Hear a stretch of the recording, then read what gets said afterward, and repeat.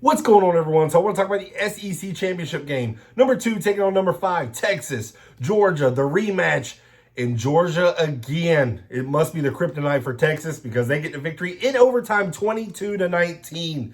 This game was fun to watch. It was hard hitting.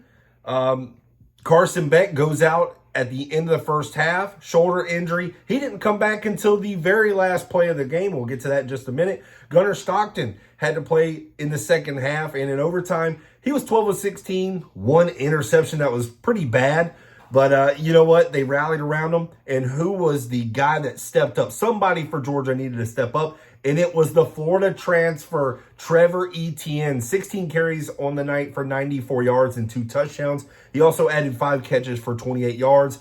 He was the hero for the Georgia Bulldogs. As a Florida fan, I'm happy for him. I'm not happy for Georgia, but I know how good of a running back Trevor Etienne is when he is healthy. I know a lot of Florida fans don't like, they may dislike him and stuff, but listen, he played great for Florida for 2 years. I'm happy to see him. He went to Georgia to win a championship, and that's what he did. He called game tonight, got the 4-yard touchdown at the end to seal it for the Bulldogs, so you know what? I'm happy for him, but I'll leave it at that. But listen, Texas, Quinn Ewers wasn't as sharp as what he needed to be. Listen, he threw for 358 yards. He was 27 of 46. He had a QBR of 70, which is above average. It's good, but the 2 interceptions, one wasn't on him. I will give him that. It was a tip pass. It just happened. It was at the beginning of the game.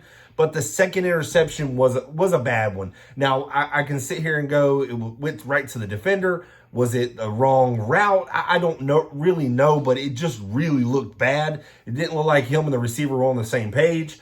Now, right after that, it didn't cost points because that's where Georgia's Gunnar Stockton threw an interception right after. And it looked like right after that, I thought Texas was going to go, okay, now Texas is going to take over. That was a big momentum shift. Texas has the ball. And really, man, you know what? I thought this was Texas' time. They got beat down by Georgia. They were embarrassed. That was their only loss on the year. This was their time to take revenge. And hey, this is the SEC, their first year in it. They can win it. And Georgia said, not this year, not this time. And Georgia just played well in the second half. They rallied the troops, man. They were getting injured. Like I said, their starting quarterback, Carson Beck, which I know a lot of people don't consider a very good quarterback. But when you lose your starting quarterback, that's your leader. You know what? How does your team respond? And they responded very well. Gunnar Stockton did what he needed to do. In overtime, great run right up the middle. He took a shot. His helmet come off. They announced that it wasn't a concussion, but man, did he take a shot. And there were some big hits in this game. Dan Jackson for Georgia. I think it was Bolden right over the middle. And he took a shot. I mean, there was some hitting in this game. It was fun to watch. It was SEC football. And listen, you know what? I'm a Florida Gator fan, but I love college football. And this was a game, if you're a college football lover, you loved because you had some offense, but there was defense. And you know what? Georgia's defense stepped up tonight again against Texas and Quinn Ewers. Quinn Ewers is a very good passer, okay? But they needed to get after him. They got after him tonight. 6 sacks on the night to Quinn Ewers and 2 Mikael Williams sacks. So that was huge. And Jalen Walker, number 11 for Georgia, just wrecking havoc on that offensive line for Texas. And Texas has a really good offensive line. So, it was a great game. Georgia going forward, how long is Carson Beck? It looks like it's going to be an extended injury. I'm not going to speculate too much on what it could be. But he did come in on the last play when Trevor Etienne scored the touchdown. He handed off the ball to Etienne. It looked a little funny, and it looked like he was holding up a bag of bricks. But you know what? He best handoff I think Etienne said he's ever had in his life. So kind of made some fun at it. But listen, I'm happy for Trevor Etienne. But Texas, you know what? Now they won't get the bye. The Georgia Bulldogs, since they won, they get the bye going into the playoffs. So they get that extra rest that they need so their whole team can get healthy. Now where does Texas go? Because, Quinn Ewers maybe wasn't as sharp as what you needed him to be tonight. You needed him to step up. This was his game. This was maybe the spotlight for him to show NFL scouts that he can be that guy at the next level. I don't think he really showed that tonight. Because when the moment was knocking, he really didn't answer. So I was waiting to see a lot more Arch Manning. He only had 1 carry in the game. I was I was very surprised that I didn't see much of him, not just running, but throwing as well. Maybe having a play for him.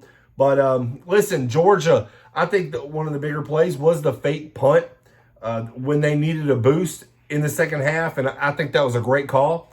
And the lane opened up. So, Georgia, man, for whatever reason, if you pick against them, that's when they play at their best. When the chips are down, whenever they think that everybody's against them, they don't think they're going to win, that's when they will surprise you. And again, Georgia did it against Texas when there were so many people saying that Texas was going to win it this year. And I think while I was watching the College Game Day, I think Pat McAfee was the only one that picked Georgia. But, Georgia always has a chance, okay? You can never count them out. But you know what? I'm interested to see if we'll see these teams again. It'll be awesome. The trilogy. So I don't know if we will, but man, what a game. Georgia gets it done. I hate to say that as a Florida fan, but yeah, Georgia gets it done. And we'll have to see what the playoffs do now. I see Clemson beating SMU. What will that do for Alabama? That's going to be interesting.